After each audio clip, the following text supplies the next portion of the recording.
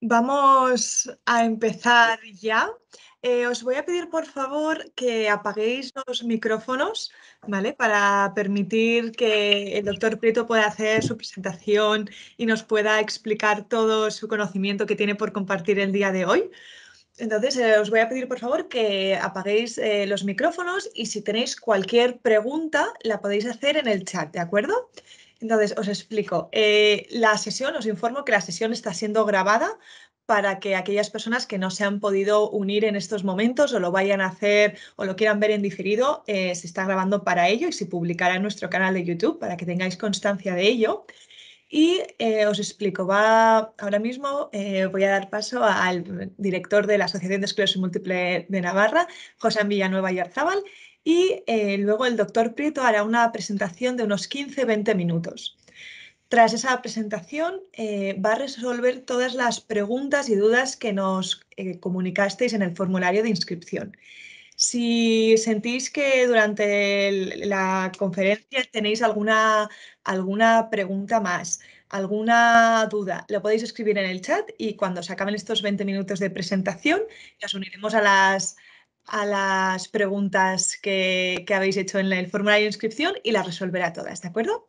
Así que bueno, como os decía, os pido por favor que apaguéis los micrófonos y os dejo con José Villanueva, director de EM Navarra. Bueno, pues buenas tardes, Arratsaldeon. La verdad que es un lujo hoy estar aquí y también un reto, un reto el haber organizado este evento utilizando la tecnología en el que vamos a estar tantas personas. Es algo bueno, que, como digo, es complicado y pero creo que va a ser interesante. La verdad que tenemos la esperanza en la asociación de que nos vamos a volver a ver las caras en breve, ¿no? Porque, bueno, sí que este tipo de eventos nos permiten conectarnos muchas personas, pero ya lo hemos hablado muchas veces, es algo que es la comidilla, ¿no? Pero que estamos todos y todas ansiosas por, bueno, pues por volver otra vez a encontrarnos de manera presencial y poder hacer las preguntas y sentir mirándole, ¿no?, a los ojos a la otra persona. Hoy la verdad que tenemos la suerte y el lujo de contar con el doctor Prieto aquí hoy para responder, bueno, pues a todas estas preguntas que ya habéis hecho que posiblemente vayamos pudiendo hacer a lo largo del acto.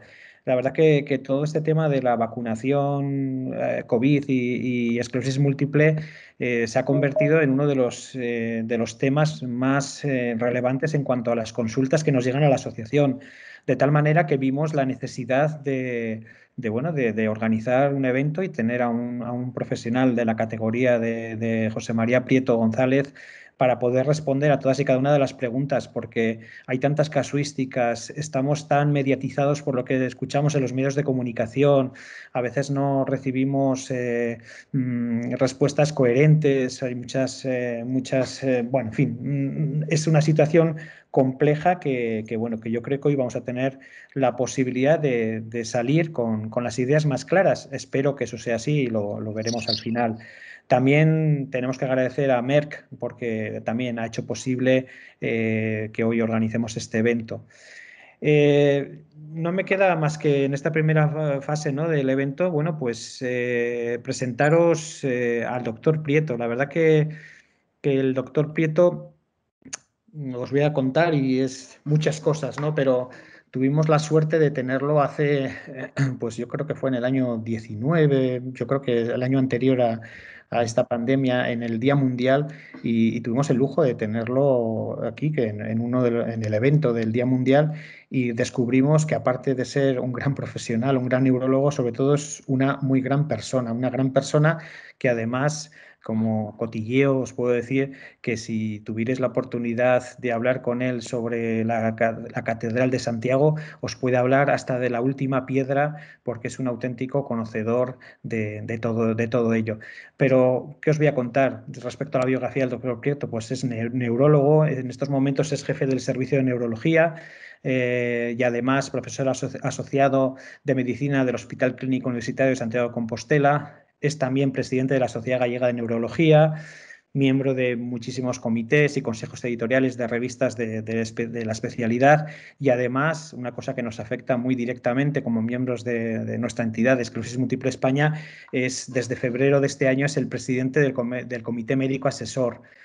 Además, que os voy a contar, no os quiero aburrir, pero es que, bueno, pues participa en varios proyectos de investigación, ensayos clínicos, es autor de muchísimas comunicaciones, publicaciones en congresos, libros, revistas de neurología, ejerce como profesor asociado de Ciencias de la Salud en la Facultad de Medicina de Santiago desde el año 96.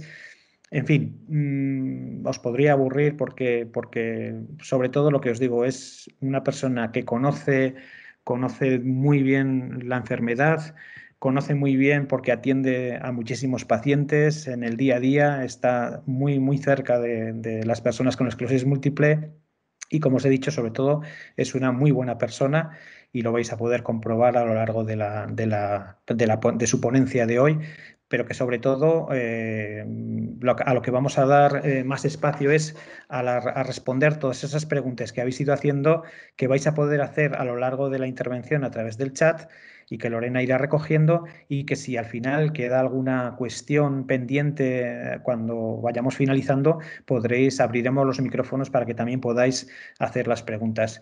Sin más, os dejo ya con el doctor Prieto, que es justamente a lo que hemos venido hoy aquí. Muchas gracias. Bueno, muchas gracias, José. Bueno, me siento abrumado por la presentación. Yo soy un neurólogo que hace 31 años exactamente, ve enfermos de esclerosis múltiple, cierta experiencia sí que ya tengo en el tema y ya está. Tampoco quiero ser más que demostrarles a ustedes que soy un curioso de aprender muchas cosas. Quiero agradecerles, por supuesto, la invitación, porque para mí es un auténtico lujo estar con ustedes. Me hubiera gustado y espero poder estar ahí, como les he dicho ya más de una vez, personalmente, porque la comunicación entre la gente se hace de otra manera distinta que a través de estos sistemas, que no dejan de ser un gran complemento, pero no sustituyen a una conversación normal y vernos a la cara. Pero en todo caso, las circunstancias de este maldito bicho nos obligan a esto y espero no aburrirles. Yo voy a ser muy breve. Y voy a ser tan breve que podría empezar por el final, diciéndole, en principio, la pregunta en relación con las vacunas y el esclerosis múltiple es vacúnense, punto y final. Lo que voy a hacer es tratar de convencerles por qué le decimos esto todos los que hacemos esclerosis múltiple, nos dedicamos a esta enfermedad. Habrán visto durante todo este año o más de año que hay una gran cantidad de expertos, de sabios, que ahora todos conocemos el coronavirus, en fin, sabemos de vacunas, sabemos de todo, y realmente le puedo decir que con los dedos de la mano se podrían contar los verdaderos expertos en este tema, que por cierto la mayor parte son veterinarios, porque son los que trabajan con el COVID. Dicho esto, voy a ser breve y espero no aburrirles porque lo que quiero es que me pregunten todo lo que ustedes deseen. Yo no tengo ninguna prisa, cuando terminemos, terminamos y ya está. Y vuelvo a repetirles, espero poder verlos personalmente el año próximo. Lo primero que quiero comentarles, habrán encontrado muchísima información, muy buena información, por cierto, en muchas páginas web, en la Sociedad Gallega de Neurología, en esta dirección, neurología.com, tenemos una información que actualizamos periódicamente.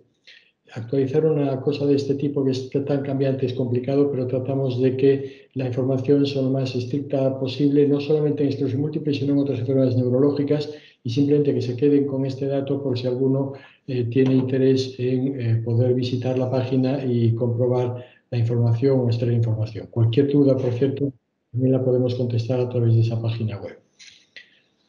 3 diapositivas muy simples, porque como le dije, expertos en coronavirus ahora hay un montón, pero yo lo que querría marcar es que, como cualquier infección vírica, el coronavirus es un virus, como le dije, que afecta a animales. Por eso decía que son los veterinarios los que más experiencia tienen. Por cierto, acaban de tener un brote hace poco en Madrid, en una yeguada de allí, de la ciudad de Madrid, ¿no? Cuando nosotros hablamos de infecciones por virus en general, hay una serie de síntomas y una manera de transmisión que, la verdad, estarán ustedes aburridos de oírlo y por lo tanto no me voy a referir a ello, pero sí hay una serie de personas de riesgo, grupos de riesgo, de que la evolución de una infección por cualquier tipo de virus y concretamente por el virus COV2 puede ser mala. Son pacientes, como aquí, mayores de 80 años, pacientes con enfermedad cardiovascular, hipertensión, diabéticos, enfermedad pulmonar, pacientes con neoplasias malignas y lo que nos interesa más a nosotros aquí, los pacientes inmunodeprimidos. Vaya por delante que los tratamientos que utilizamos son inmunosupresores selectivos y eso da una cierta ventaja no solamente a la hora de decir que uno puede vacunarse con seguridad, sino que incluso la infección por coronavirus ha generado en los pacientes que se infectaron y que estaban con tratamiento una serie de hipótesis bien interesantes que después, si quieren, podemos comentar. Dos preguntas a responder. Primero, la pregunta A, primero, que las terapias inmunosupresoras pueden hacer que un individuo, que cualquier persona, sea más susceptible a la infección, lo que les estaba comentando. Pero el riesgo obviamente varía en función del tipo de fármaco. Al ser inmunosupresores selectivos, los riesgos están claramente disminuidos en cuanto a mala evolución. Todos tenemos pacientes con esclerosis múltiple que han sufrido una infección, un catarro simple, una gripe, y sin embargo la evolución ha sido especialmente más agresiva que una persona que no está con fármacos de este tipo. Por lo tanto, eso nos lleva a la segunda parte, y es la parte B, que es que el uso de los fármacos no necesariamente aumenta el riesgo de desarrollar una enfermedad grave. ¿Por qué? Porque las respuestas no solo dependen de la cantidad de virus que le entra en el organismo de esa persona, sino de la manera en que responde el organismo. Y ahora verán por qué le digo esto, o se lo voy a adelantar ya. Al principio de la pandemia, hace algo más de un año, nosotros tuvimos todos mucho miedo, los pacientes por supuesto, y nosotros también, de que los pacientes al venir a las consultas o a los hospitales pudieran infectarse y la evolución fuera muy grave. Era una situación desconocida y la prudencia obligaba a decir, mire, quédese usted en casa y salvo una situación imprescindible de venir, evitemos que venga hasta que esto pase. Lo que se vio es que los pacientes, los pocos pacientes que se infectaron, y se infectaron muy poquitos, habría dos posibilidades explicativas de por qué esto ocurrió. La primera y más lógica, pues vamos, ni de debajo de la cama salían y por lo tanto al no salir a la calle no se infectaban. Seguro que es la mejor explicación de lo que ocurrió hace algo más de un año. El problema está en que algunos pacientes sí se infectaron por el coronavirus. Todos hemos tenido en nuestras áreas sanitarias pacientes que se infectaron y la sorpresa fue que la evolución de esos pacientes no era especialmente peor. Tampoco voy a decirles que era mejor que la de otros, pero no era especialmente peor. Y desde luego era mucho mejor que la que hubiéramos esperado. Fíjense en esta diapositiva, y no les quiero aburrir con tanto dato, pero en Italia, estamos hablando del año pasado, en Italia registraron 380 pacientes, aquí está, con esclerosis múltiple que se infectaron por COVID. De los 380 fallecieron 5, nada más que 5, el resto salieron adelante. Y además los 5, que los pongo aquí, pero simplemente como resumen, fíjense qué características tenían.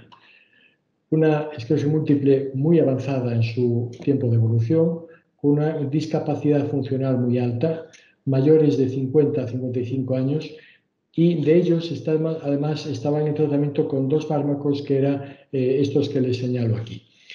Es decir, que los pacientes que se habían infectado por COVID no desarrollaron una enfermedad, el SARS, una enfermedad más agresiva que los que estaban sin tratamiento. Y esto llevó a hacer 2 hipótesis. La más importante y la más interesante, y no es un tratamiento, pero la más interesante es que probablemente la situación de inmunosupresión selectiva hizo que el organismo no desarrollara una reacción inflamatoria tan agresiva como la que desarrolla una persona sana. Es decir, lo que en principio parecía una desventaja, parece que supuso una ventaja. Lo que nos enseñó, esto es una hipótesis de trabajo bien interesante a desarrollar y se está trabajando mucho en esto, pero lo que sí nos enseñó es que no había que hacer una especial cuidado en evitar que el paciente viniera a las consultas, etcétera, o por lo menos un cuidado que no fuera superior al de otros pacientes con otro tipo de patologías o de personas sanas. Por lo tanto, esto fue general en sí. No se comprobó que las enfermedades neurológicas supongan un mayor riesgo para sufrir formas graves de COVID-19. Segundo, la esclerosis múltiple por sí sola no aumenta el riesgo de tener COVID-19. Y tercero, el abandono de la medicación sí que podía ser grave. De hecho, algunos pacientes por su cuenta suspendieron el tratamiento y nosotros concretamente tuvimos 2 pacientes que desarrollaron al poco tiempo, a las pocas semanas, un brote de la enfermedad. Lo suspendieron por miedo a que esa inmunosupresión generara más facilidad para infección por COVID y peor evolución, y lo que ocurrió fue que la esclerosis múltiple se reactivó. Por lo tanto, no está indicado, es decir, está contraindicado suspender un tratamiento de esclerosis múltiple por miedo a tener la infección por COVID. Lo que sí es verdad de los datos de los italianos, y luego fuimos aprendiendo a lo largo de todo este tiempo, de este año y pico, es que hay una serie de factores que hay que tener especial precaución. Uno es la edad, como ocurre en la población general, una edad mayor de 65 años. Otra es la discapacidad funcional, la movilidad, una EDSS, que es la escala que ustedes saben que utilizamos, una de las escalas para medir la discapacidad superior a 6, y el uso de algunos fármacos anti-CD20. Pongo estas tres figuritas porque recientemente, y hay una pregunta que después podemos desarrollarla, recientemente hemos hecho un informe desde España para que los pacientes de esclerosis múltiple, especialmente este grupo de esclerosis múltiple, tuviera una predilección por parte de las autoridades sanitarias a que pudieran ser vacunados de una manera más preferente. Después podemos continuar sobre esto. Por lo tanto, en primer lugar, la esclerosis múltiple no supone en general un riesgo mayor de una mala evolución por el COVID. Y vamos al tema de las vacunas. Vamos a ver, la vacuna es una técnica, es un tratamiento, es un fármaco que lo que intenta es enseñarle a nuestro sistema inmunológico cómo ha de desembarazarse de los patógenos que no son propios de nuestro organismo. Si yo me pincho en una mano, se desarrolla una inflamación, y la inflamación es debido a que todas las células defensivas van ahí para extraer esa espina que me he clavado o esa arenilla que se me ha quedado ahí. Hay una forma de inmunidad que es natural, con la que todos nacemos, y después una artificial, que son los anticuerpos, se llaman así, unas proteínas que genera el propio organismo para defendernos de los virus y de cualquier otro patógeno. Esos anticuerpos los podemos desarrollar de manera natural, porque estamos en contacto continuo con ellos, o de manera artificial administrando una vacuna, que no deja de ser un preparado que simplemente le administramos al organismo una dosis muy baja para que el organismo aprenda que eso no es propio y desarrolle ya un ejército de células, digamos así, que vaya a protegernos cuando estemos en contacto con ese microorganismo que no es propio nuestro, ¿no? Por lo tanto, es un medicamento biológico y además se construye a partir de bacterias o de virus. Esto es interesante. Las vacunas del COVID se construyen utilizando virus muertos o virus inactivados, no virus atenuados. Y ahora veremos en qué consiste esto. ¿Cómo funciona la vacuna? Bueno, el virus entra en la célula, libera su material, su información, que en este caso, ya que ustedes seguro que están ya atiborrados esa información del ARN y ADN, lo libera dentro de la célula, y es un organismo que por sí solo no vive, necesita utilizar todos los mecanismos de la célula para vivir, para empezar a reproducirse, para empezar a multiplicarse. Lo que hacemos, ¿qué es realmente? Pues introducir en la célula un virus, que es un virus inactivado, que es el virus del catarro común, que lleva información del virus COVID. Al entrar, la célula lo que hace es empezar a sintetizar una serie de sustancias, que es lo que hace aquí, que hace que las células defensivas del organismo sepan que cuando está en contacto con esa proteína concreta, que es una proteína que le llaman el spike, de unas espigas, es este dibujito que hay aquí, cuando aparezca eso en el organismo de esa persona vacunada, las células defensivas actúen contra el virus porque reconocen esta proteína, este spike, que es el mecanismo que él utiliza para anclarse, para engancharse en las células. Espero haberlo dejado claro cómo funciona. Lo que hace es simplemente enseñar a nuestras células defensivas a que cuando aparece una proteína de este tipo, que se la enseñamos utilizando un vector, en este caso es un virus común, que está inactivado, esas células sinteticen unos anticuerpos que lo eliminan, que es esas famosas pruebas de PCR. Hay dos tipos de vacunas. Podemos utilizar vacunas con virus, con patógenos, en este caso con virus atenuados, es decir, que son virus vivos que los hemos aturdido, dicho de una manera simplona, con sustancias químicas, etc. Aquí hay ejemplos: el sarampión, las paperas, rubeola, varicela, polio.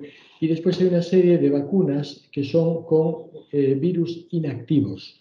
Virus inactivos es que simplemente utilizamos su cascarón, pero el virus no es capaz de replicarse. Es el virus del catarro común, que estamos habituados a estar en contacto con él, pero no es capaz de replicarse. ¿Qué beneficio tiene? Pues sobre todo el perfil de seguridad, obviamente. Tienen que ser vacunas inactivas, incluso en los pacientes inmunodeprimidos. De hecho, los pacientes inmunodeprimidos podemos vacunarlos con estos fármacos sin ningún tipo de problema. ¿Cuál es el inconveniente? Pues que como es una sustancia inactiva, no es una sustancia viva que tiene más cosas, vamos a decir así, pues tiene una menor capacidad de generar defensas. Y si la tiene, es necesario replicarlas periódicamente. Es decir, puede requerirse varias dosis para mejorar la inmunogenicidad. De ahí que verán que algunas hay que inyectarlas al menos 2 veces, y ahora está empezando a decirse que alguna de ellas hay que inyectarla una tercera vez al cabo de unos meses. Por lo tanto, usamos virus inactivados, virus que no se replican. No hay ningún peligro cuando se inyecta, ni para el sano ni para el paciente enfermo con tratamiento. La pregunta es: ¿por qué hay tantas dudas?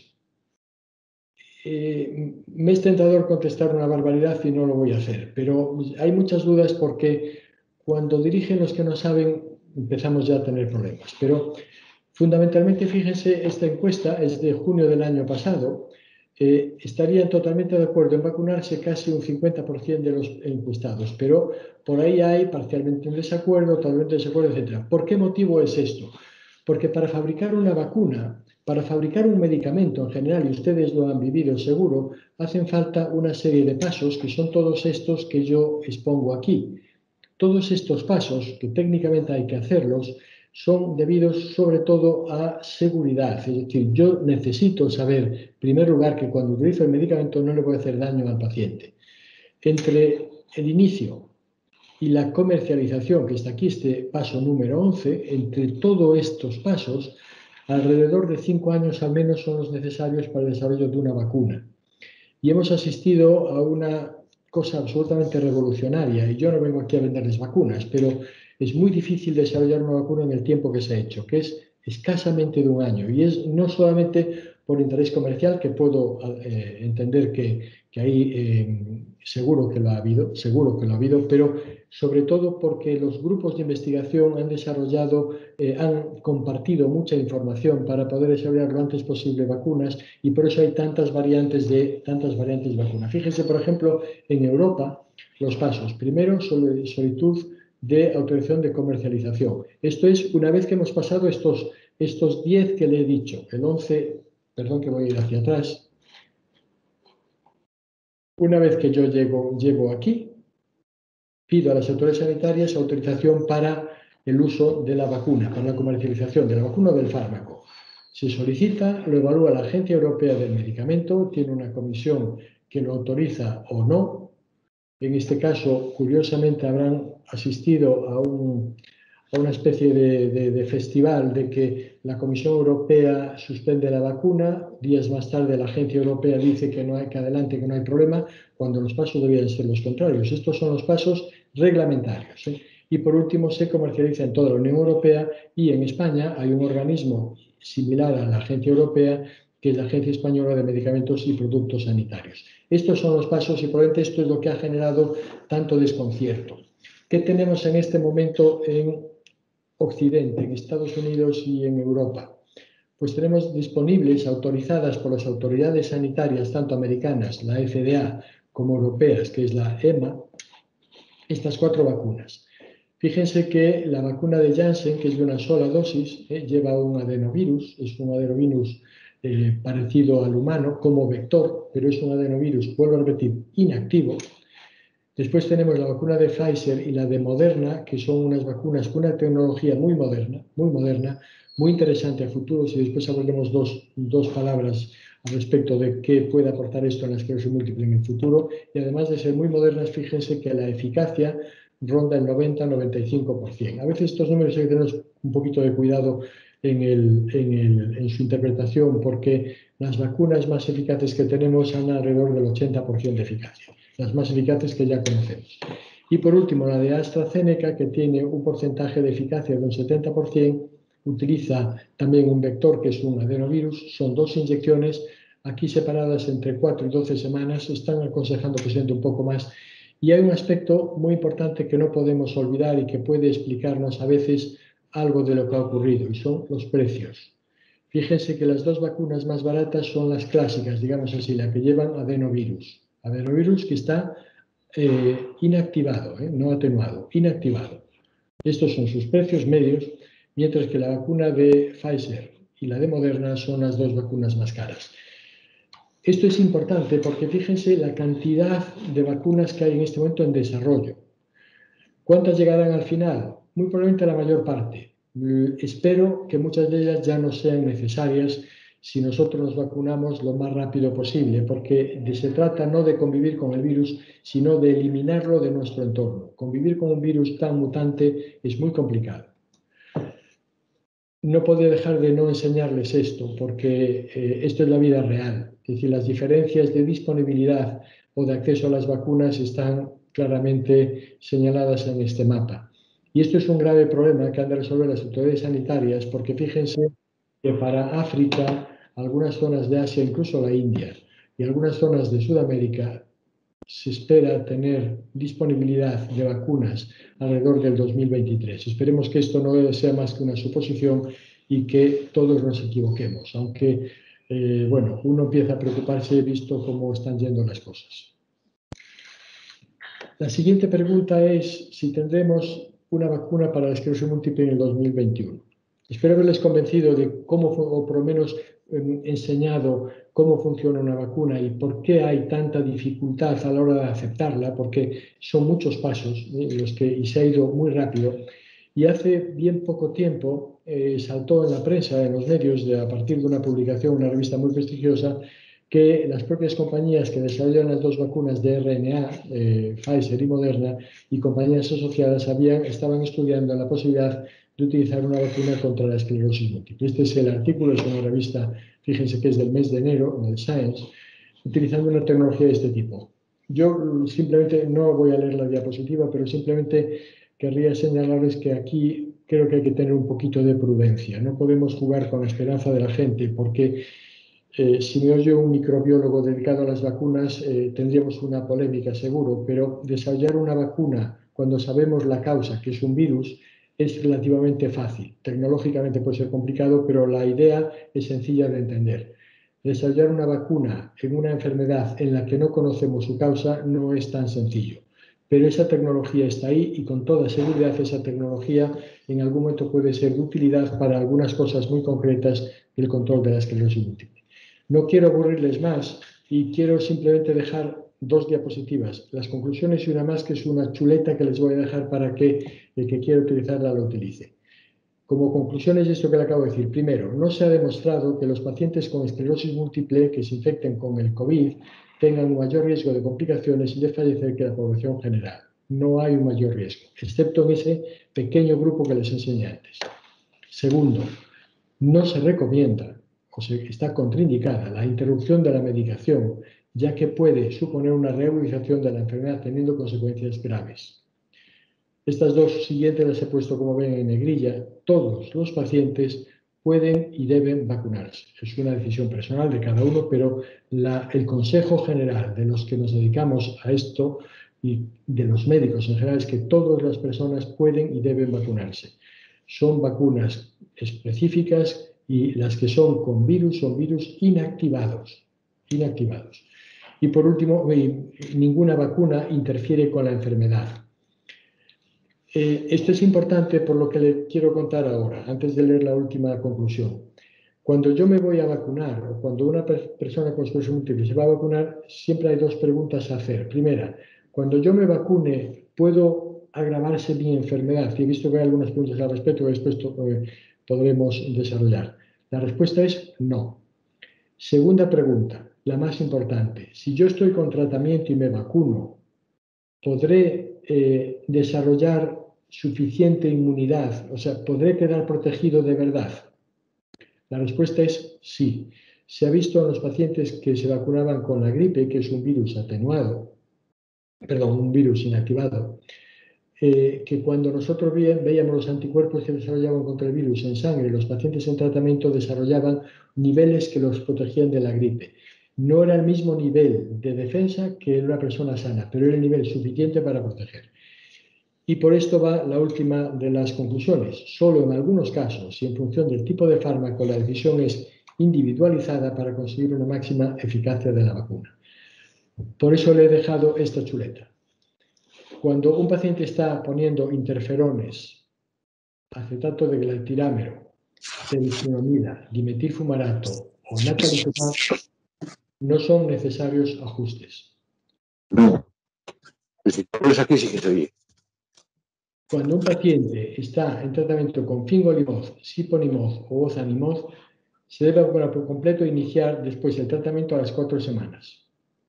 Y si ya lo estaba tomando, debe vacunarse en cualquier momento.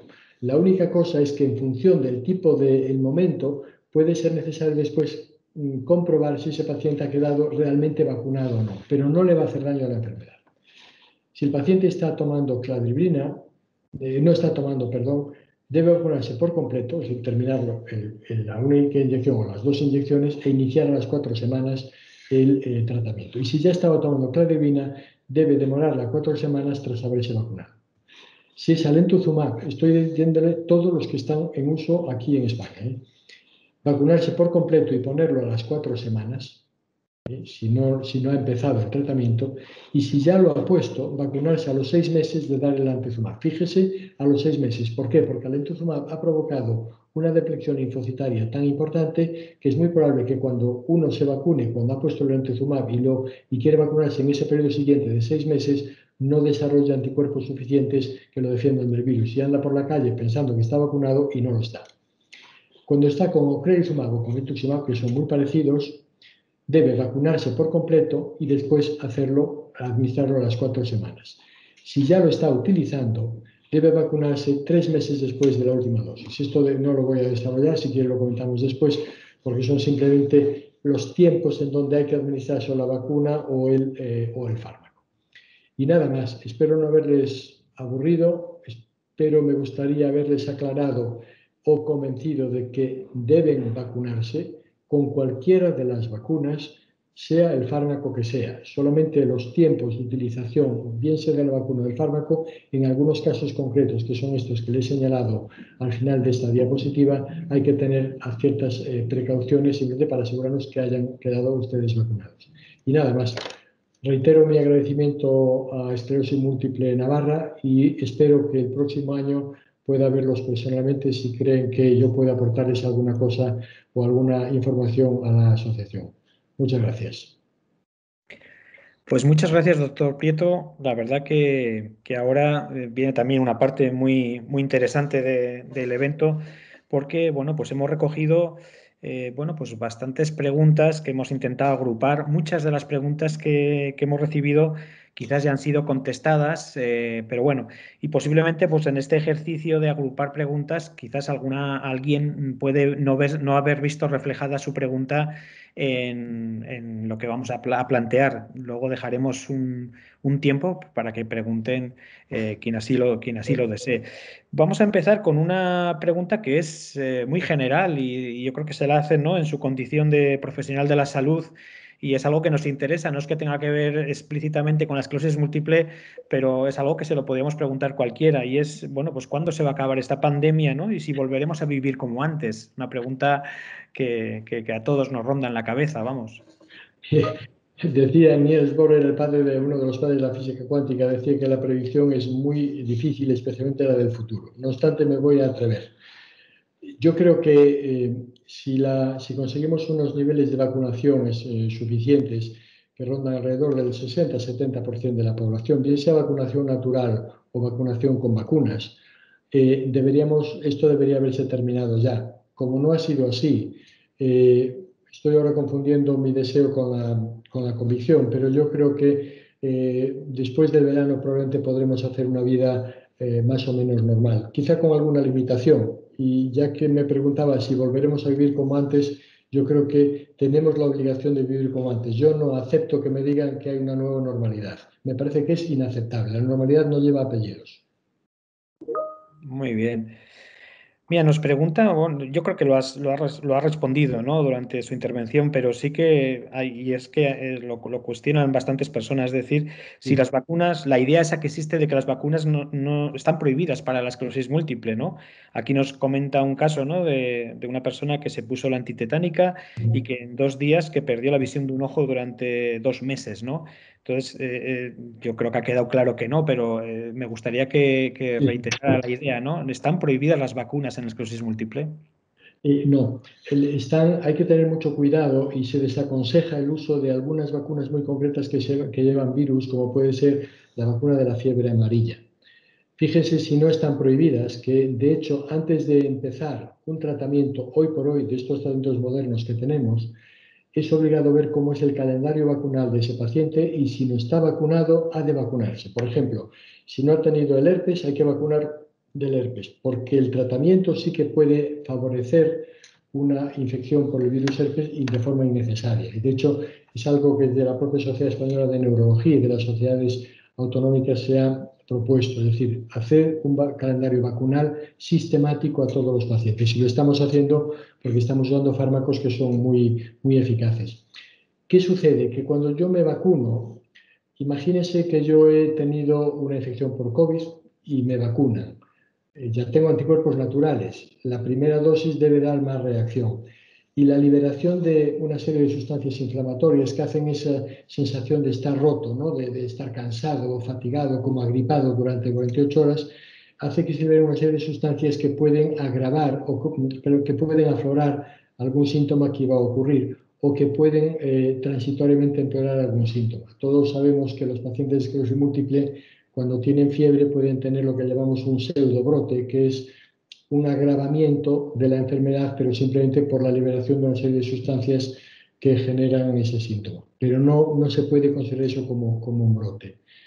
Sé que las causalidades no deben existir en medicina, pero aquí yo me atrevería a decir que fue una relación casual, no causal.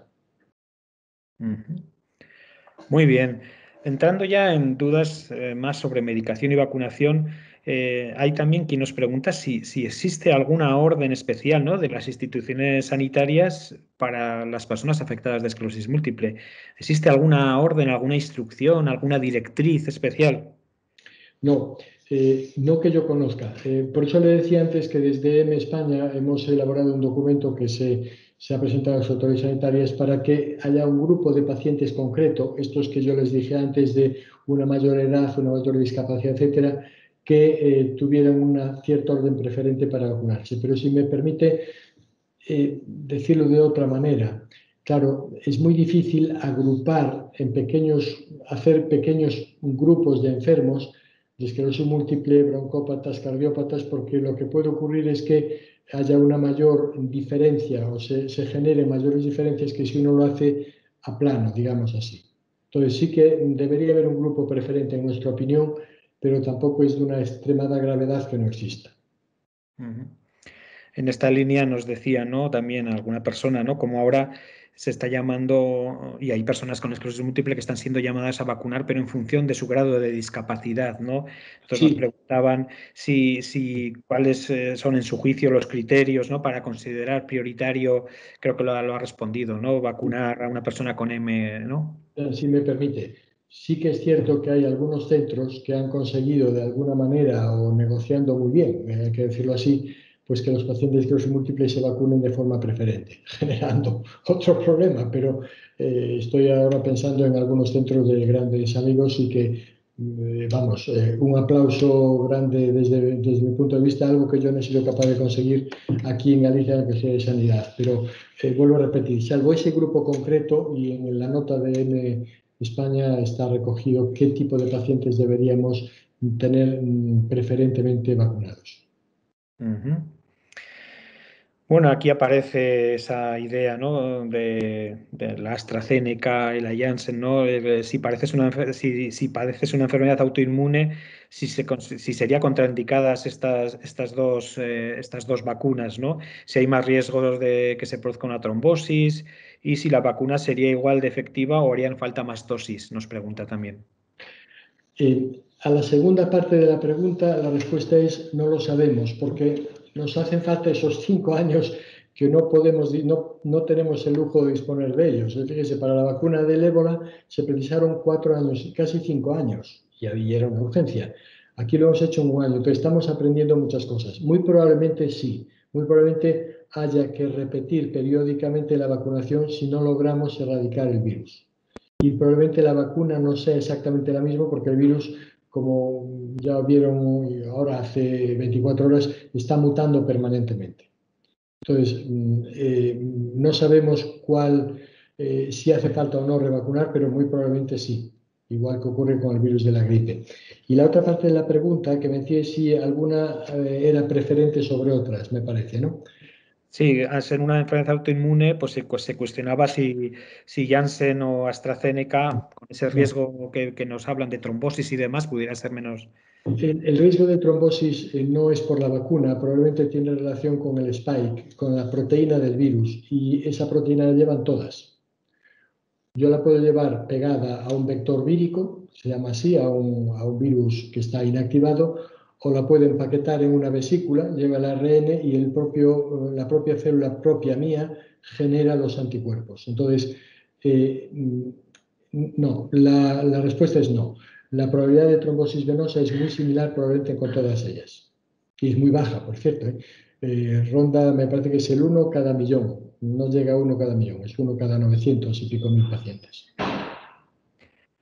Muy bien, en este sentido, también hablando de medicaciones, y nos pregunta una persona, ¿no?, que tiene esclerosis múltiple remitente recurrente desde el año 89 y que está tomando Gilenya. Entonces, pregunta que qué vacuna debería ponerse, que está muy en el cuadro último que has situado. La que le proponga, que no se preocupe. Si yo ahora tuviera que escoger una, pues escogería un solo pinchazo, pero por no pincharme más de una vez, no por ningún otro motivo. Bien, aquí hay una persona que dice bueno, que le pusieron la primera dosis de AstraZeneca. Esta es una persona que también tiene esclerosis múltiple remitente recurrente desde 2007, que ha tenido solo desde 2007 5 brotes, 3 visuales y 2 sensitivos, pero que bueno, que a partir de la primera dosis de AstraZeneca ha empezado a tener molestias en un ojo que parece que ha derivado en un brote de neuritis óptica, ¿no? Pregunta si existe una relación o puede existir una relación. Y luego, claro, dice, me pongo la segunda dosis de AstraZeneca. Ella ya dice que no cree, ¿no?, pero que si le ofrecen otra marca. A ver, lo primero, lo mismo que me comentaba antes de una paciente que se vacunó del tétanos. Yo creo que son relaciones casuales y vuelvo a repetir que me molesta contestarlo de esta manera, ¿no? Pero es que en el volumen global es muy difícil el poder extraer una relación causa-efecto tan directa, porque tendría que haber muchos más pacientes que desarrollaran la complicación, ¿no? De hecho, no quiero perderme en la respuesta, pero cuando un fármaco está en ensayo clínico, no estamos en un ensayo clínico, pero estamos aprendiendo. Si ocurre algún problema, algún evento, la propia empresa está obligada por la normativa vigente a que durante 15 días suspender el ensayo y analizar los datos, que es lo que está ocurriendo aquí también. Pero hoy por hoy no podemos decir más que la relación entre la vacunación y la aparición del brote es una relación casual, no es causal. Después me pregunta si poner una segunda dosis de la vacuna. Yo creo que sí debería ponerla. Probablemente hay casos concretos donde se debería comprobar si el paciente ya está vacunado, porque podemos ver unos anticuerpos específicos. No se puede hacer a toda la población, pero probablemente esto se podría intentar en pacientes donde hay una especial situación como esta que me comenta, ¿no? Y desde luego, a la última de las preguntas es si me proponen otra marca, otra vacuna, si me pondría otra en lugar de la segunda dosis de AstraZeneca, la respuesta radicalmente es no. Y le digo por qué es no. tenemos unas autoridades, y esto lo tengo que decir así en alto, que se deben creer que cuando una cosa es redonda vale para rueda y para volante, y no es así. Cada cosa es para lo que es. Es decir, es un sinsentido ese planteamiento. Se está intentando hacer algún ensayo clínico que supongo que quedará en nada, pero desde el punto de vista puramente técnico es un sinsentido. Una inyección de vitamina B12 no son 2 inyecciones de vitamina B6. Y el argumento sería el mismo. Muy bien, muy claro y muy directo. Tenemos aquí una persona que también diagnosticada desde hace 30 años y bueno, pues ha tenido que dejar porque por intolerancia el Copaxone, el Abonex, el Revif, el Tisabri, el Fingolimod, el Gilenya, el Aubagio, Tecfidera, bueno, ha tenido que dejar por intolerancia a todos. Entonces, claro, lo que está preguntando es, con tanta sensibilidad a los tratamientos, si también puede ser que la vacuna le siente fatal. De verdad, no, es difícil, ¿no? Habría que saber qué tipo de intolerancia es, pero caramba, permítame que le responda como si fuera desde Galicia. Y si se infecta con el COVID, ¿qué esperaría que ocurriera? Quiero decir, creo que siempre es mucho más grave infectarse por el COVID que el sufrir una reacción que al fin y al cabo no deja de ser transitoria. Si yo tuviera que aconsejar, le diría vacunes. Vale. Aquí también es una pregunta otra vez que tiene que ver con la última de las diapositivas que nos ha puesto, ¿no? Pero esta persona está tomando rituximab y dice que qué vacuna debería ponerse y cuánto tiempo tiene que pasar desde la vacuna hasta la próxima dosis del tratamiento. Está ahí, pero bueno, si lo puede responder. Bueno, como ya está con el rituximab, lo que tiene que hacer es, a los 3 meses de poner rituximab, debe ponerse la primera dosis de la vacuna. Debe dejar pasar eso entre 8 y 12 semanas aproximadamente. Claro, ¿cuál debería ponerse? Nos valdría cualquiera, pero preferentemente si yo puedo utilizar una vacuna de una sola inyección, sería mucho más práctico y no tener que andar reajustando y dije, mire, pues ahora venga usted dentro de 7 semanas tal día a ponerse el rituximab y después se pone la segunda dosis. Hace muy complejo desde el punto de vista incluso administrativo hacer esto. Entonces, a los 3 meses, entre 8 y 12 semanas, debe ponerse la primera inyección de la vacuna.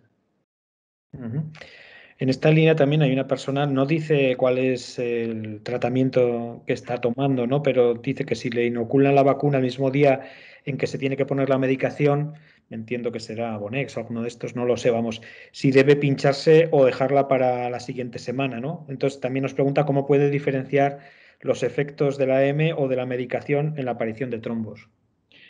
Varias cosas. Una, si es un fármaco inyectable no hay inconveniente. Lo único, hombre, si se puede tratar de evitar coincidir las 2 inyecciones, porque la reacción a la vacuna y la reacción, por ejemplo, al interferón, que muchos de ustedes, de los que nos están oyendo, conocen, pues son sumatorias.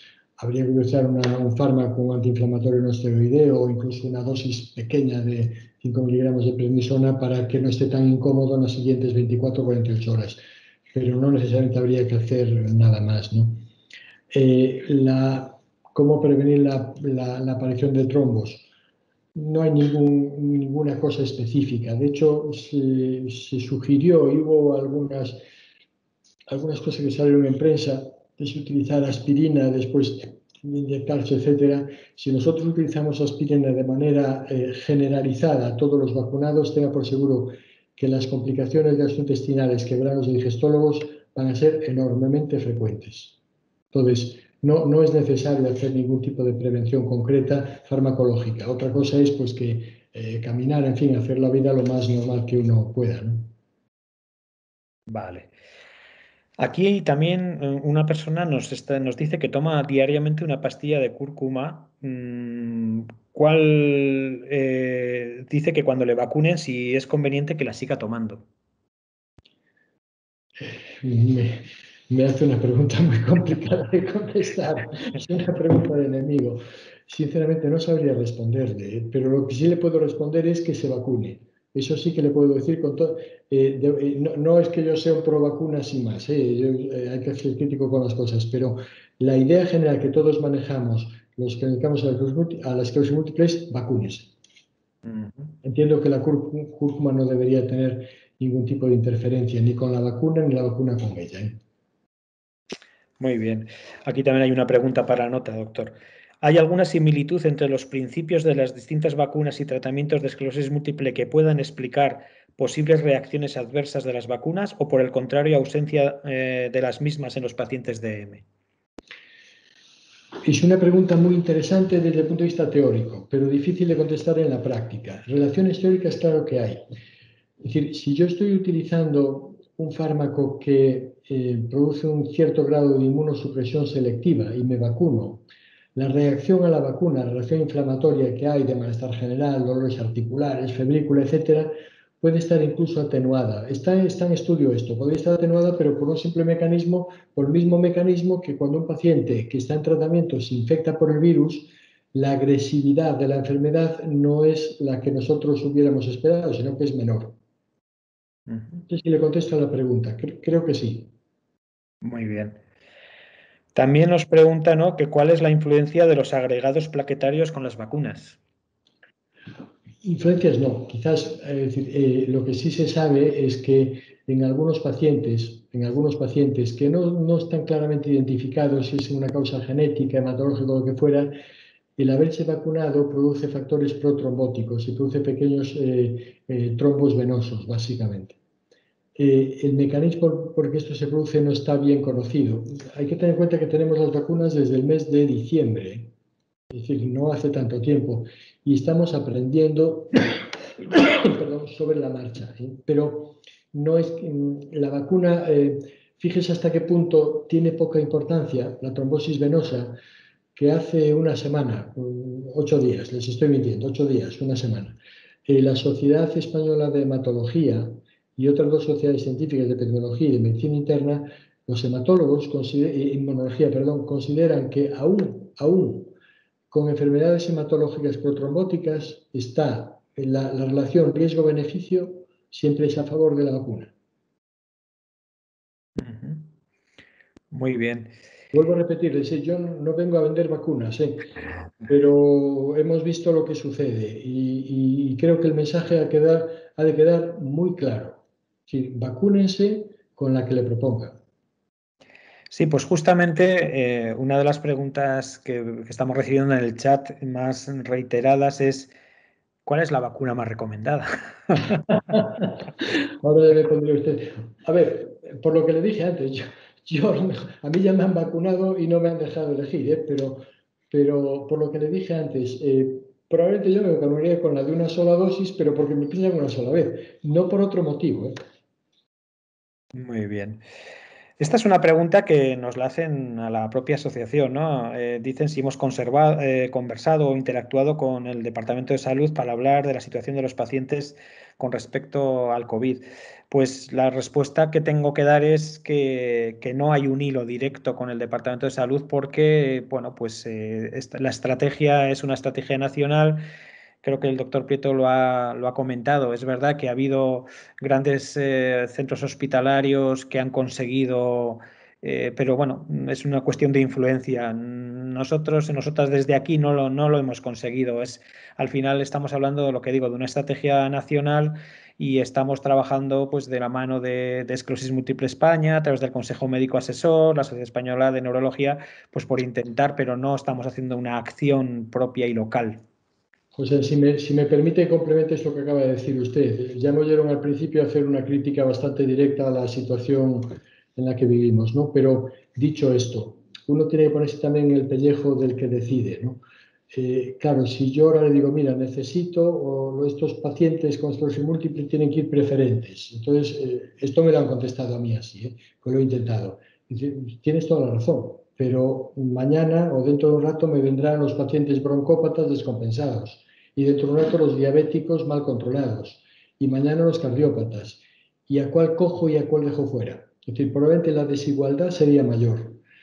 Y me callaron muy rápido, porque lo entendí. Es decir, si pudiéramos, por supuesto que seguiremos peleando y de hecho hemos hecho una nota desde España para aconsejando que al menos un grupo de pacientes que les he señalado antes sí que tuvieran una cierta preferencia a la hora de vacunarse.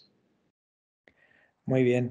También nos ha llegado por el chat, ahora durante la intervención del doctor Prieto, nos dice una mujer que tiene 59 años, que está diagnosticada desde hace 3 años de esclerosis múltiple y nos dice que no tiene ningún tratamiento porque tuvo un cáncer de mama hace 15 años y porque tiene más de 55 años, palabras del que entonces era su neurólogo.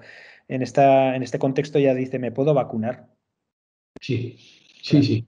Se debe vacunar como una persona sana. Si tuvo un cáncer hace tanto tiempo, técnicamente se debe considerar una cronificación de la situación y que, por supuesto, que se debe vacunar, por supuesto. También nos llega por el chat otra pregunta que, bueno, instaura un nuevo término, ¿no? Que dice, ¿quién propone la modalidad de vacuna? ¿El neurólogo de cabecera o los servicios de salud con el criterio de edad, de disponibilidad?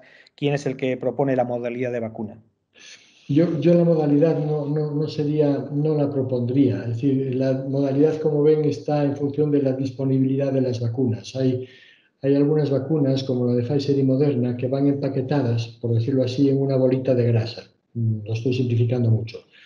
Y la empresa que hace esas bolitas de grasa tiene unas limitaciones estructurales para hacerlas. Entonces, muchas veces puede haber muchas de una marca y pocas de otro, viceversa. Si lo recuerdan, hace bien pocos meses se paró la producción durante un tiempo aquí en Europa, en Dinamarca concretamente, porque tuvieron que ampliar la fábrica.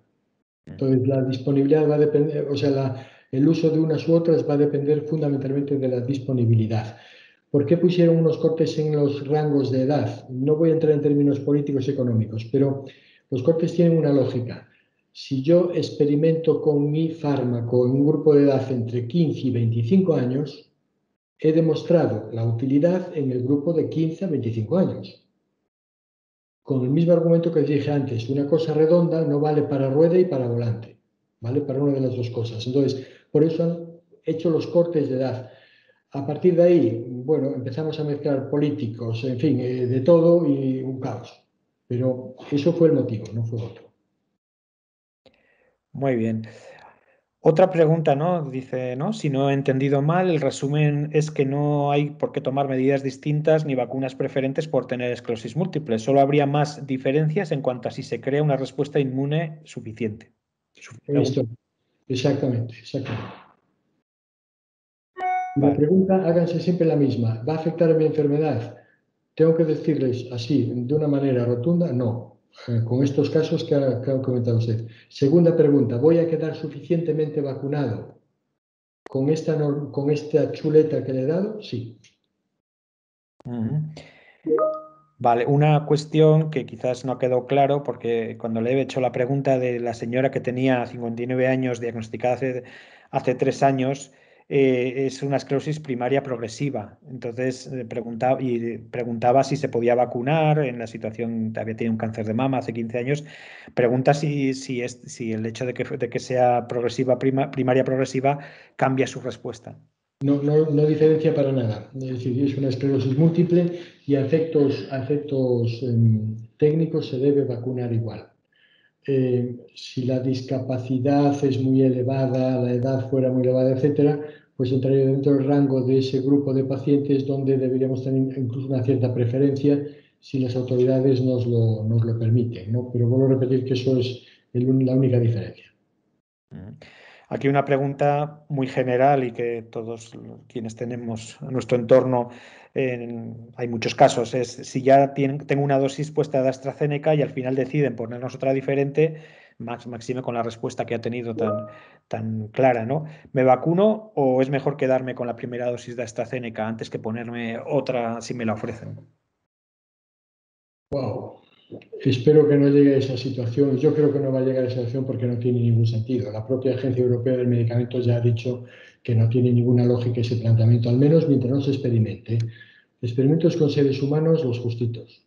Entonces, si se vacuna, que sea la misma. Y si yo estoy en esa tesitura y me plantean ponerme otra, le voy a decir que no.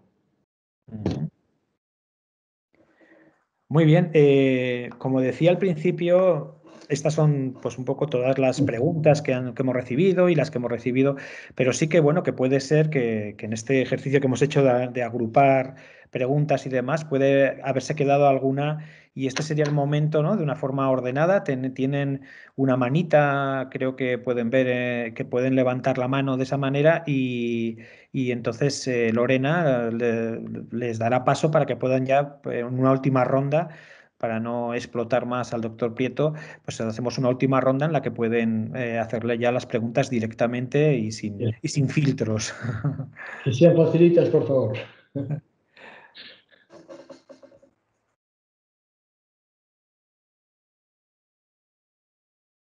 Veo que Salomé ha pedido la vez. Tú, Lorena, eres la que le das paso, ¿vale? Sí.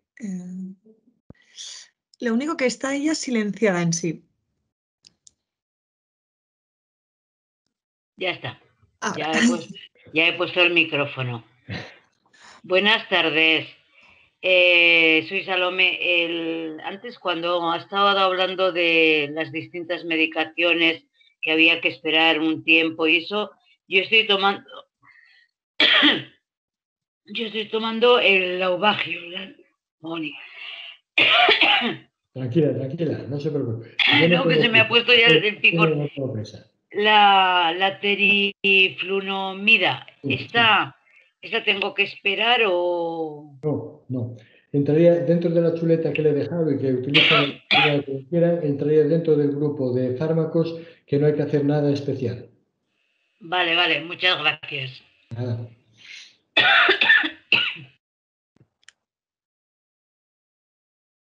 ¿Más preguntas? Yo no veo... Sí, alguien ha preguntado, alguien levanta la mano, pero no veo su nombre. Sí, Pilar Francés. Pilar, sí. Pilar, Hola, ¿estás? buenas tardes. Ahora la veo. Una pregunta, bueno, es un poco por aclarar. Yo en mi caso estoy con ocrelizumab. Entonces, si cuando llega para ponerme la siguiente dosis va a coincidir con la vacuna, ¿qué hay que priorizar? ¿Qué es mejor priorizar, la vacuna o el tratamiento? Como yo vengo a venderles la vacuna, y no es así, la vacuna siempre. Es decir, el que yo pueda retrasar un mes arriba, un mes abajo, el ocrelizumab es importante, pero es mucho más importante el que yo me vacune. Mucho más importante. Ten en cuenta el objetivo ya no es solo protegernos nosotros y el entorno. El objetivo de la vacunación es eliminar el virus cero. No vale, y a lo mejor el accidente tendremos que convivir con él, pero no es buen asunto convivir con este bicho, porque cambia continuamente. Sí. Pues clarísimo. Muchísimas gracias. Nada, un placer.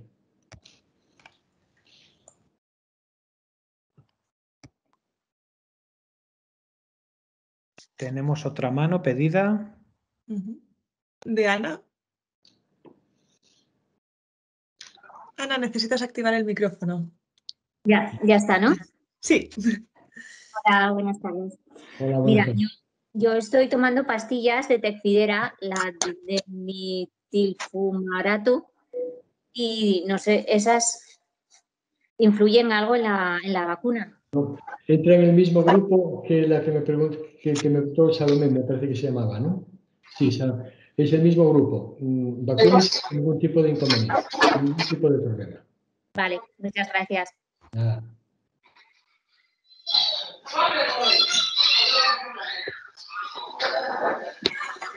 Alguien está en desacuerdo con mi opinión.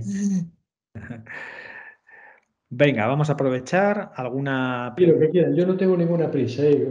Estoy un poco a lo que ustedes me digan.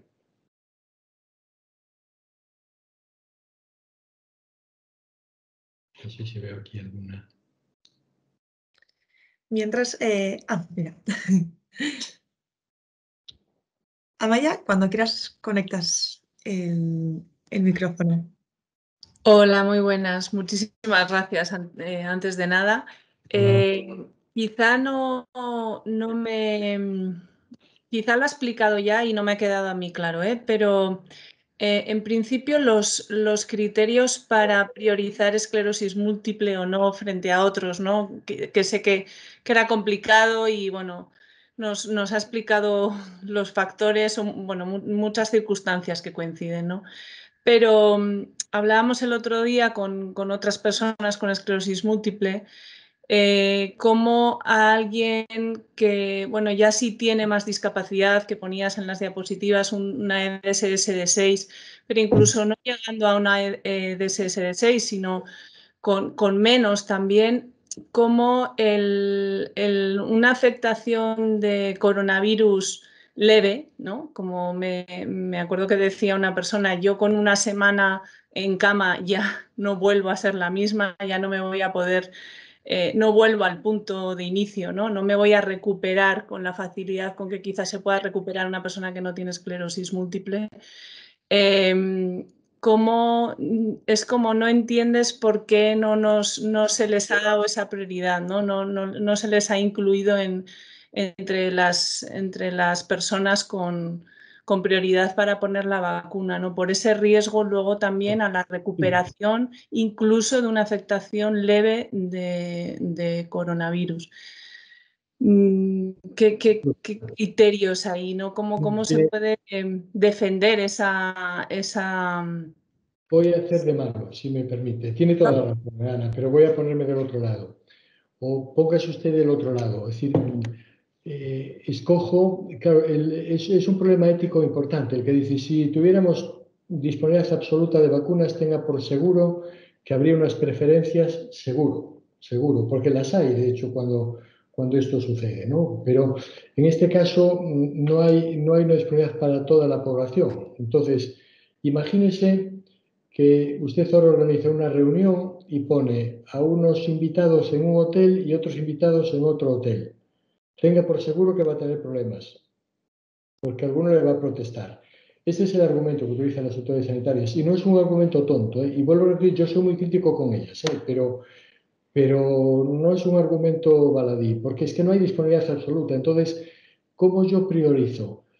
Claro, en el grupo de esclerosis múltiple sí que hay identificado un subgrupo que seguramente tendría que priorizarlos, ¿no? Y que hay que pelear por ello.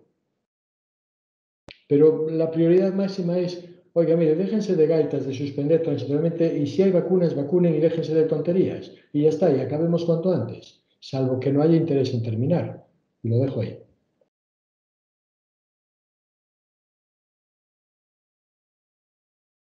Yo, Ana, siento no contestar. Es que es muy difícil. A mí me resultaría muy complicado si tuviera que tomar esa decisión, ¿no? Porque yo me he vacunado en el servicio, soy el jefe de servicio y he sido el último, y le digo con qué argumento. En defensa propia. Porque no pudieron vacunarse todos al principio y yo cumplía los criterios de edad, etcétera, para ser vacunado. Y de hecho, algunos dijo, coño, tú tienes que vacunarte. Y dice, sí, ya. Y a ver después quién aguanta, que me viene aquí a la puerta diciendo, ¿tú te has vacunado? Y yo no. Entonces, dos que me vinieron a contestar, la contestación fue muy rápida. Dice, mira, yo no estoy vacunado y por lo tanto se ha terminado la discusión. Pero bueno, es una forma de contestar, ya sé que un poco peculiar, ¿eh?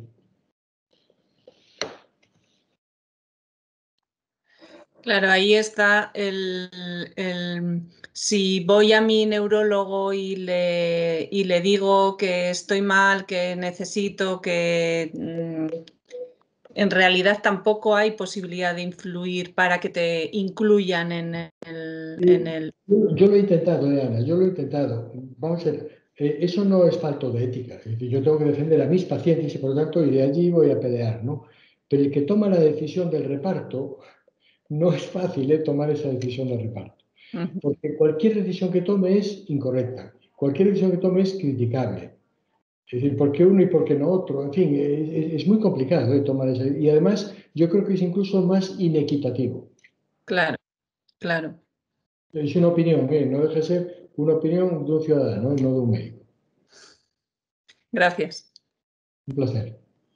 Tenemos a Concha, que si activa su audio podrá hacer la pregunta. Ya está activado. Audio activado.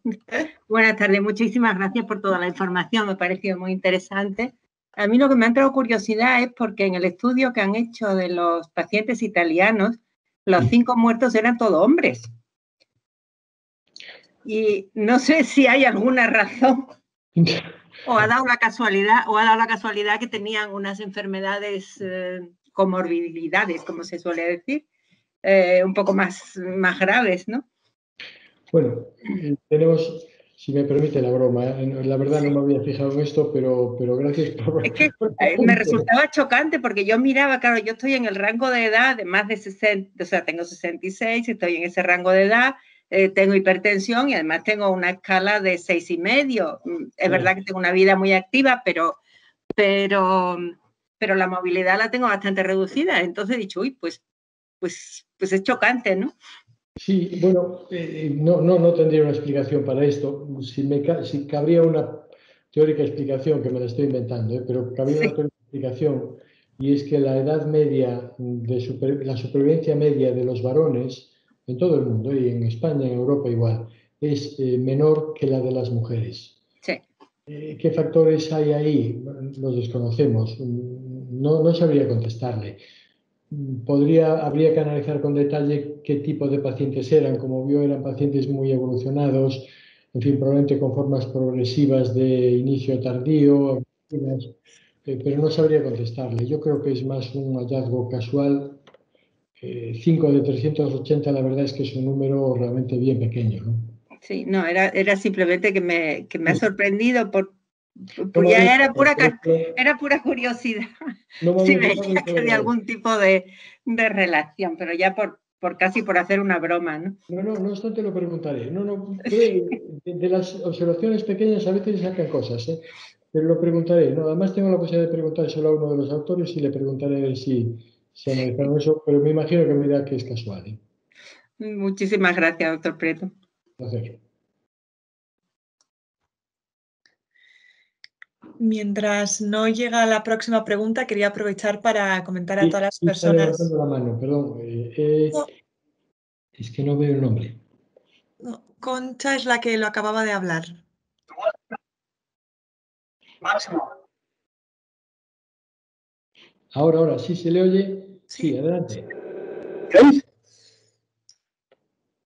Sí, mire, quería preguntarle si se ha pasado ya la enfermedad, el COVID, ¿recomienda vacunarse o no recomendaría vacunarse? Y otra parte, si has desarrollado anticuerpos al pasar la enfermedad, los tratamientos que usamos para la esclerosis, ¿sería posible que eliminaran antes esos anticuerpos? Yo en mi caso estoy tomando rituximab. Sí, a la segunda pregunta ya le digo que no. Es decir, si está vacunado, hay unas células que se llaman de memoria que lo sintetizan. No. A la primera pregunta, si ha tenido la infección, permítame que se lo diga de una forma un poco brusca. Se ha vacunado usted a lo bestia. Se ha vacunado a la brava. ¿Significa eso que necesita otra vacuna? Teóricamente no debería, pero están aconsejando que sí. De la misma forma que si se fija con alguna de ellas ya están aconsejando la posibilidad, creo que es con Pfizer, no recuerdo, pero es que lo leí ayer y no recuerdo, creo que es con Pfizer, de hacer una tercera revacunación. No hay una respuesta absoluta a esta pregunta suya, que es muy interesante, pero en teoría, después de la infección por COVID, probablemente una sola dosis sería suficiente, aunque están aconsejando 2.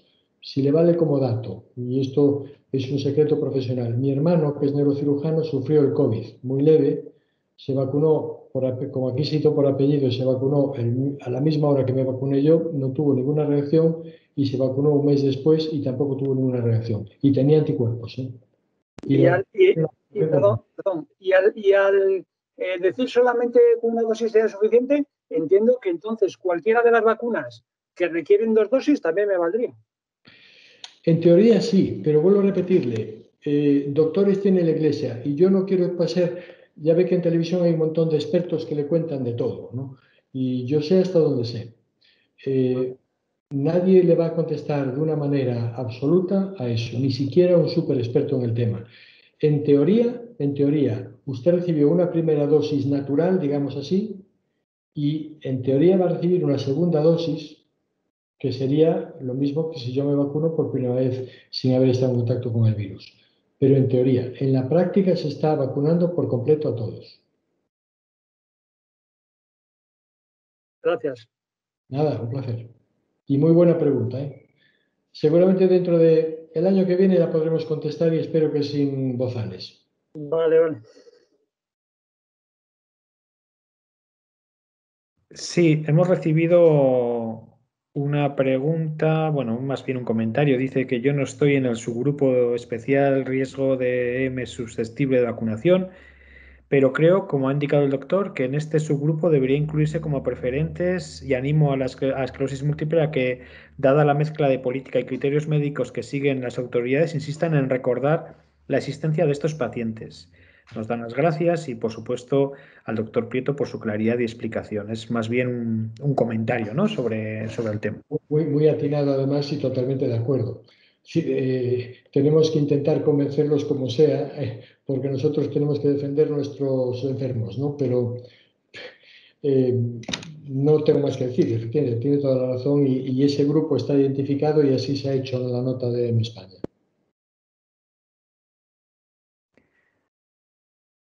Vamos a ver, vamos a aprovechar, todavía tenemos un ratito más. Bien, no hay problema. Podemos dedicar 5 minutos más y si no, podríamos.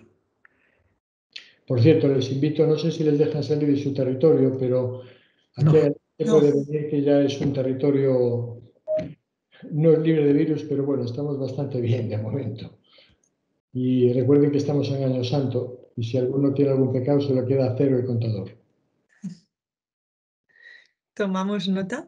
Y mientras, si no entra ninguna pregunta, quería comentar a todas las personas que se han unido que se está grabando y que por lo tanto si alguna parte de la presentación no la han podido ver con claridad, se va a estar en vídeo, van a poder repasarla sin ningún problema y se les enviará en el email que se han inscrito a este encuentro digital.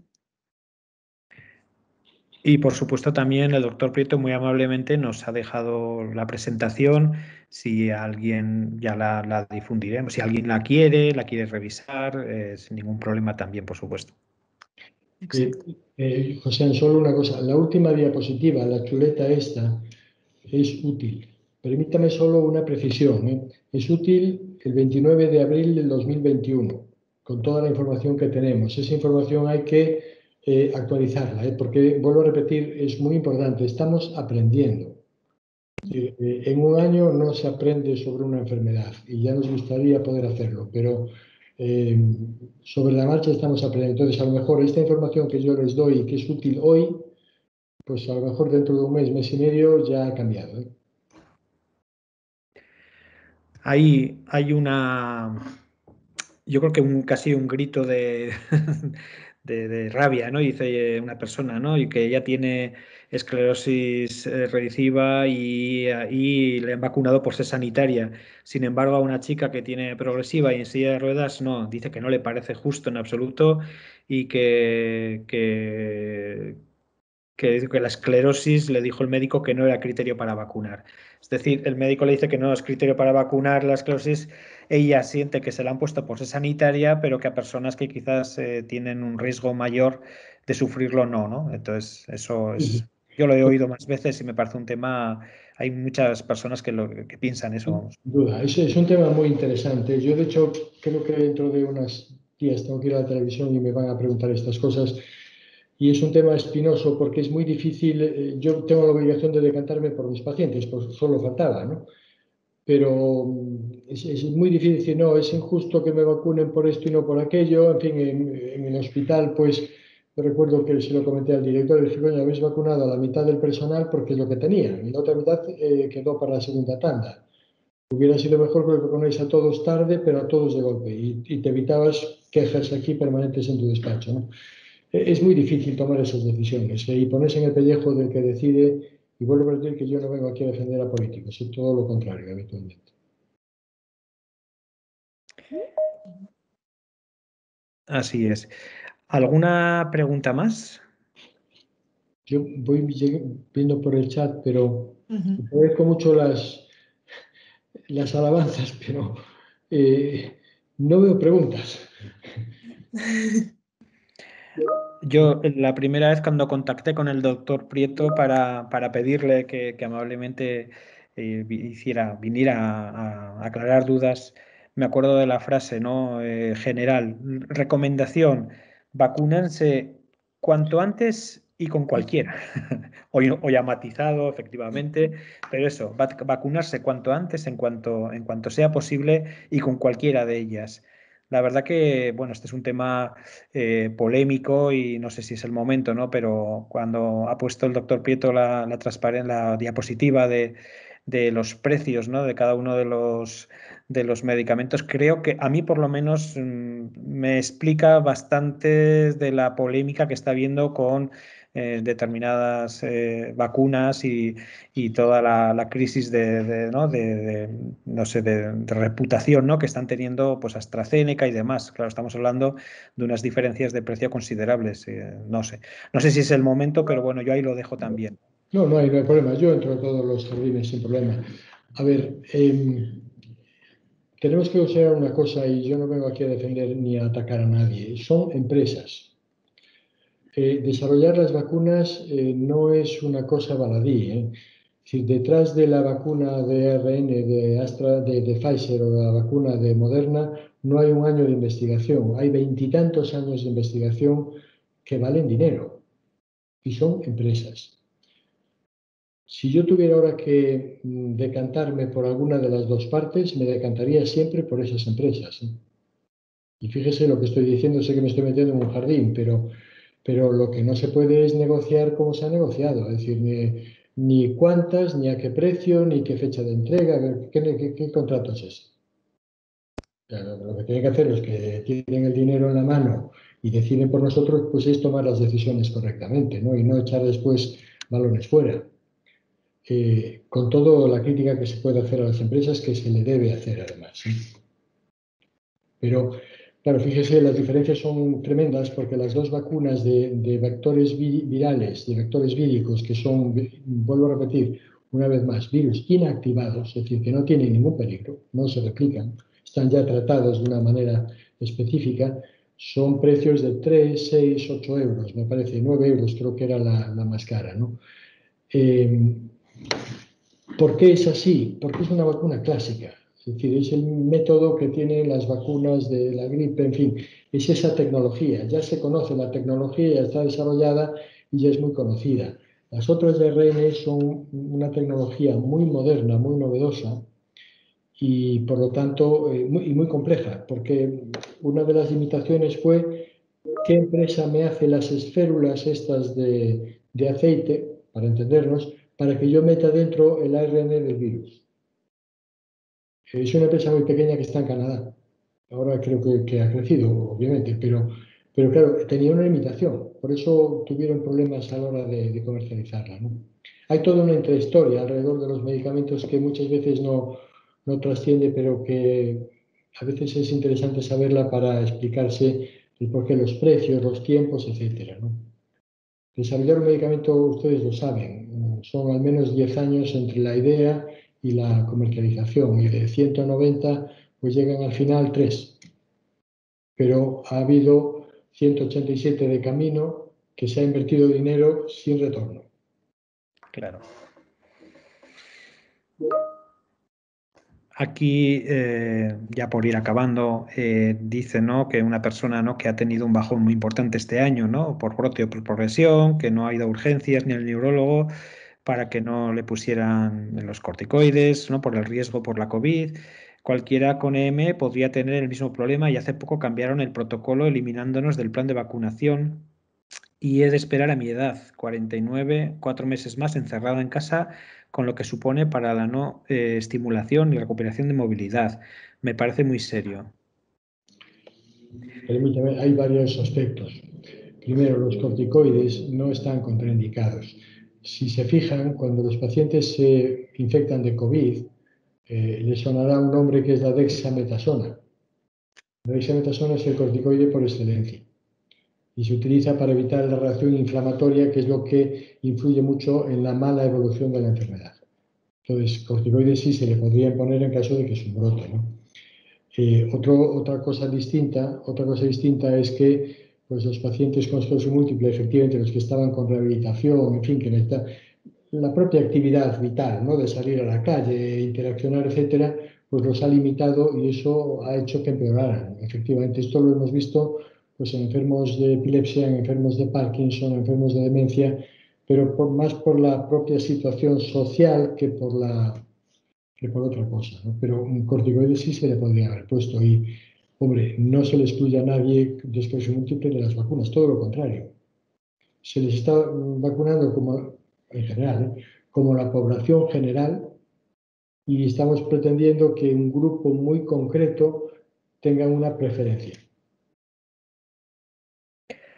Sí, nos dice una persona de Mallorca, ¿no? Que, bueno, y esto creo que da un poco la idea de que, bueno, aunque hay una estrategia única de vacunación, pues bueno, luego también está habiendo diferencias, ¿no? Nos está diciendo cómo ella es consciente de que en Badalona vacunar a una chica con lupus.